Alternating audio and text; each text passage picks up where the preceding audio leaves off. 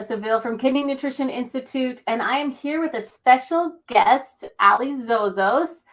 She is a dietitian who specializes in the Mediterranean diet. Now, we know in the kidney world, Mediterranean diet is one of the top-notch ways to approach things. And so I wanted to invite her in tonight to talk about something that is a big question for a lot of people, which is not slaving over the stove all day long, every day to make sure you have nutritious meals. So, Ali, thank you so much for joining me tonight.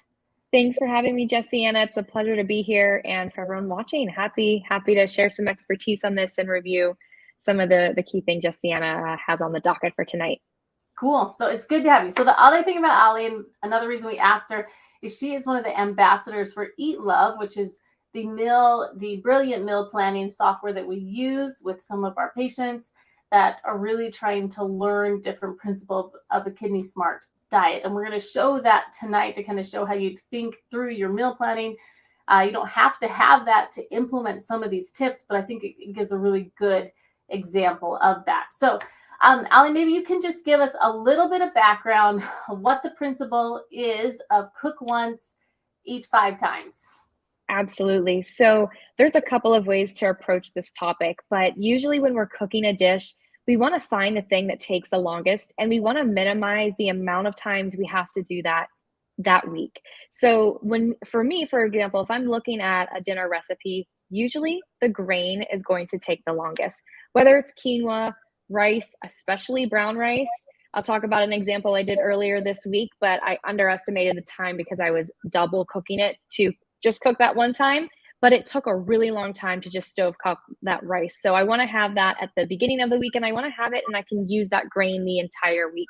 Doesn't mean I have that grain every single week. I will switch it up with something else, but definitely doubling, tripling, even quadrupling the grain one time so that you are not over top of the stove every single night for 25, 45 minutes is a huge time saver. Absolutely. Another tip that I have for that cook once, and I know Eat Love has a ton of these new recipes out. We call them modular recipes. They're like the white plate backgrounds with little components of a protein, a grain, and a vegetable, is utilizing a rotisserie chicken if possible. Some of my favorite ways to reutilize proteins in that sense is I can use it for dinners. I can use it for leftover lunches. But I'm someone that I do like a fresh protein every night. I'm not someone that likes to have, leftover fish or even leftover chicken. But if I can minimize the amount of time that I'm prepping, even the vegetables and cooking the grains, it makes that one protein that I have to make 1 or 2 times a week, a couple times a week, that 10, 15 minutes seem a lot less overwhelming because everything else is taken care of. Perfect. That's awesome. And for our people that we have a lot of people that like to eat just plant-based diets, even just for some of them, cooking that main bean dish can take a lot of time because it's the seasoning of the beans and cooking them. And so if they have that all done, they can use it a bunch of different times during the week. Or like you said, the grain, if you're going to do a bean and a grain, that can make a huge difference as well. So that little bit of meal prep, or like you're going to cook anyways, so you might as well cook for several nights the week, can make a huge difference. Maybe you could give just an example. You were sharing with me before an example from your week, what you did this week, and then we'll show some examples of actually meal planning and how that would look like in a real life situation. Absolutely. So this week, and just to preface this, I use a lot of Eat Love recipes as my foundation and my base. So I'll go in and I'll use the meal planner. And I'm talking super simple, guys. We don't need to cook 15 different things each week. We can choose 4 to 5 dishes and maximize the ingredients in them. Like I talked about, the rotisserie chicken, the grains, the beans, even if you're using canned or dried, it doesn't really matter. If you have them, you can pop them in the fridge and just throw together what you want to make. So this week, I actually did a super simple salmon recipe. It was a Dijon maple salmon. It's in the Eat Love recipe database, 5 ingredients. I think it was very simple. And with that, I had a brown rice with it. So I doubled my brown rice. And I needed to cook a little bit longer than the time that I allotted, but still one time I have to make it for the entire week. So I put that aside for the last 2 days because I have a different dish in between. But tomorrow I am reutilising that rice to do a 1-pan like a chicken sausage vegetable dish that I can just bake in the oven. And I can't, like, oven dishes are wonderful because you don't have to actually cook on top of the stove top. You put it in there, you forget about it, 20 minutes later, it's all done. So this salmon dish was one of those, and this one pan chicken sausage dish is another. So all I have to do is get it out there. The vegetables are prepped. I did those earlier this week. So it is basically opening bags, dumping it on the tray, putting it in the oven, and then 20 minutes later it's done. And while that's cooking, I'm gonna prep the rice. I may doctor it up a bit. I think you can put like an ice cube with some parchment paper on it, kind of livens it back up so it's nice and fresh again. And then season it how I want to and pair it with a side of my vegetables, which is going to give me my fiber and a lot of vitamins and minerals. And then my chicken, my sausage is going to give me my protein and some fats. And then of course my brown rice giving me additional fiber and complex carbs. Perfect. Yeah. So I mean, it really, like, you can have that one piece of the meal. It's already done. You've cooked it. Like, it's not that much harder. In fact, it's not harder at all. Using a rice cooker on the stove to just double your rice and just make more, and you can use it later. I did that also for myself this week. We like to make quinoa tacos. So we have leftover quinoa, and it tastes super, super good. It's pretty close to hamburger meat, but we'll use leftover quinoa. So we maybe have quinoa the night before, and the next night I'll put the quinoa or the next morning, I'll just put the cooked quinoa in the crock pot, and I'll add some salsa and taco seasoning to it and mix it up. Then I just let it sit in the crock pot during the day, and it gets, like a little bit roasted and crispy. And then we'll use that for tacos in the evening. But it's so easy to just put those things together. And so it makes it really easy.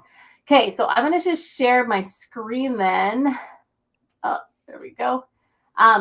Okay, so this one, I have my husband in here as a patient, and I like to use this meal planning software as well. And this is just set up for dinner.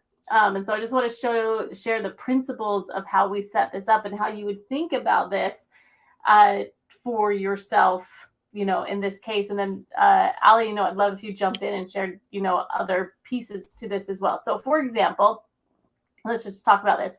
So if at the beginning of the week, maybe you did a salmon, lentils, and a rice salad, which is, I wish this picture was a little bit different, but it's really a modular meal, like we talked about, where you have the salmon, we do a side dish of lentils and some rice. It's a nice dish because everyone could kind of pick and choose what they want. So maybe some people in the family are totally plant-based, they don't eat salmon, or maybe some people, we work with ketogenic diets, maybe they're, ketogenic, they need to stay in ketosis, so they're going to stick with the salmon, and then they'd have a vegetable on the side, an avocado, and everyone else can eat the rice and lentils, but they can still enjoy kind of the same meal together as a family. And then that rice you could pull over into the next day and do like a burrito bowl, right? And bowl recipes like this are nice because, again, everyone can pick their own choice. So like my kids, not all of them really like the taco stuff. And so they just like the one kid, he only eats guacamole and tomatoes. And like, that's how he would make his burrito bowl. And like, more power to him, That's pretty good though. Those two alone. Right? Really could be worse, I guess. Yeah, that's true. So, but I mean, in a family setting, again, like, you can take that one base food. In this case, we're using rice as an example. If for some of our folks that are in keto, they'd be using cauliflower rice, and you can replicate it in more than one day. And then even this third day, going into like a coconut turmeric cauliflower bowl, that's actually, you're taking your grain, and instead of being kind of the side and like plain, now you are now you're adding extra things to it. So you're gonna have turmeric and the coconut milk and a bunch of other things, and so it totally changes that dish again. But you really haven't spent a lot of time because you're just putting ingredients on top of what you already have. So the layering pieces. I hope that gives like a really good example of how you can cook once, kind of eat in a lot of different ways over several days. And I think when you're just getting started with this, is don't be afraid of some of the combinations that you come up with. They may sound weird at first, but then you're going to see the benefits of, wow, this saved me 2 hours of prep time. And like everyone in the family was able to pick something that they wanted to choose. You could even click on the recipe and have the family write in, like print it off. You can print it off. It's really great to do that. I love taking my PDF plans or just the copy of the recipe into the kitchen, and I can mark it up. Exactly. And there's a print button on the client view. So you could go in here and actually just make notes. I want to have this, as a topping, because sometimes the recipes have the toppings listed that you could, maybe not black beans, maybe it's going to be kidney beans, maybe it's red beans, maybe instead of cilantro, because there's a dislike or an avoidance of that, it can be basil or parsley. Just really easy ways to swap the ingredients, one for one swap, and add additional pieces, and just feel creative to it. If it's not on the recipe, doesn't mean it's wrong. You can use them as a framework and really adapt it to how you want to. And if you want that nutrition information, you can always edit it and get that nutrition analysis in real time. That's awesome. Yeah, it's one reason I really like using this is because you can, like, maybe you just don't really like corn. And so you could go ahead and put something else in there and make it yours, or print it off and, bring it in as well. Mm-hmm. So, okay, perfect. That is really, really good. So we just had one question that came over the chat just to kind of share. And I think this is a good segue into how we're using this and how you can adapt it to make these like one pot easy meals work for you. But one of the people asked, like, which diet type in the software is appropriate for kidney patients? Like, which type of software, like what diet software would people be using if they're a kidney patient? Yeah, and I know on Jesse and aside, we have a slew of CKD templates in here as a baseline. But the great thing about it is whatever, depending on the capacity that you're working together in, there's ways to personalize this even further. So the template is the template, but there's over 90 different nutrients that you could add. You could track a nutrient. So for example, like with my clients, I largely use a Mediterranean diet template that we have in here as well. That would probably work really well for kidney patients too. And I love to track omega-3s. Ironically, I helped create this template, so omega-3s are already tracking, but you could track any nutrient to any template that you wanted. And that means that if you click, let's just, click on the meal prep burrito bowl for a second there, or any recipe. And if you scroll down to the very bottom, you'll be able to see all of the nutrition plus your tracking nutrients. So for this particular one, I see the PRAL is also in there. That's going to be tracking, meaning it's not going to be used to create the plans, but you can see it listed in there so you'll know what your number is when you're eating. Same thing with potassium and phosphorus and calcium. All of these that don't have a bar to it mean they're just tracking. We're just, getting familiar with the actual total number. But there's tons of CKD options. And then additionally to that, there's dozens of different nutrients that you could add on to the plan just to track if you're curious to see what your food intake is. And this is where I love using the software as like an educational tool. Yeah, I would say as dietitians, what we would do is, one of our fundamental pieces of working with patients is we help them not only know what to eat, but we give them the tools to be able to find food to eat, to be able to adopt that. And you can use this really easily because on the back end, we put in parameters. So if you have to watch potassium, we could put that in, or the right amount of protein, that sort of thing. And then it generates the recipes for us. Let's say it generated recipes and you just really do not like figs, or you can't find them. It's hard to find fresh figs even where I'm at.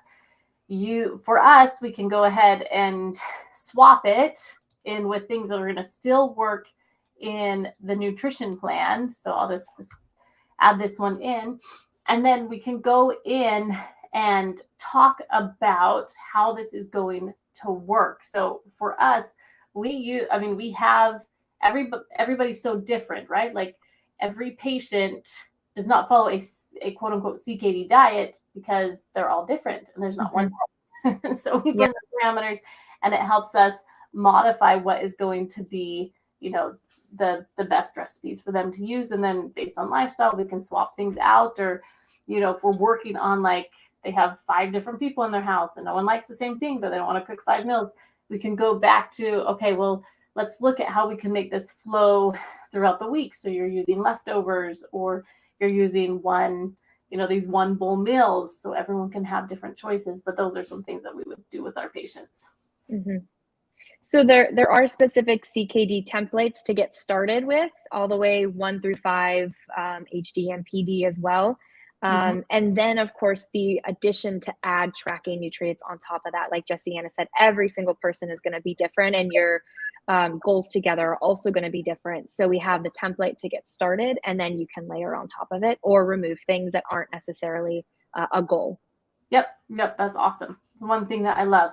Okay, so in kind of concluding this up, maybe share with us 2 of your favorite Mediterranean dishes that you you eat at least monthly, if not weekly, At least or foods.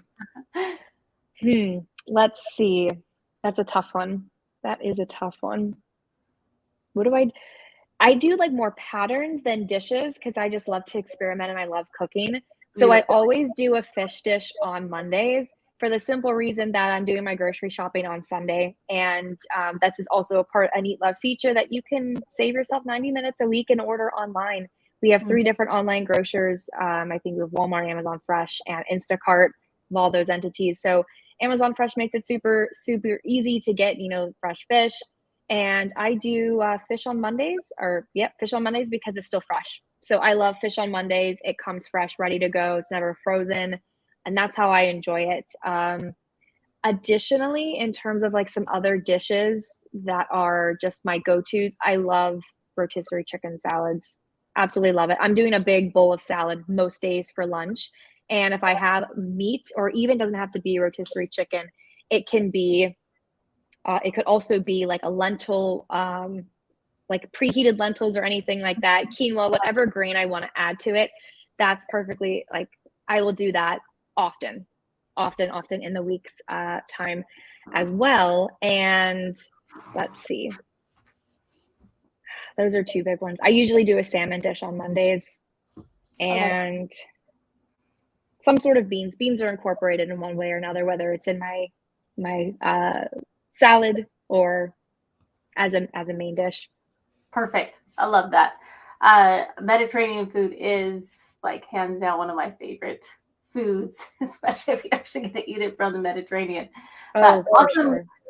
Well, Ali, thank you so much for joining me. Going over, we got to talk a little bit about Eat Love, which I think is such an incredible tool for people when they're trying to shorten how much time they're taking meal planning, and being able to find options like one pot meals or one dish, one bowl recipes.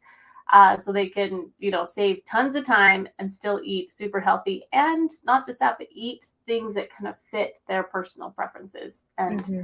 I love Takes that the you're guesswork. here about that. Yeah, you take out tons of guesswork. Really Take out the simplify. guesswork, especially with multiple family members and different preferences. You want to be able to take all of those factors. And really, when we add it up, it's like 4 million dietary factors when it comes down to cooking habits, shopping, skill level, health conditions, everything involved. It's an exhausting question to answer what's for dinner every single day. So using the framework, cooking once for a couple dishes each week, is going to save a lot of time. It's going to save a lot of stress.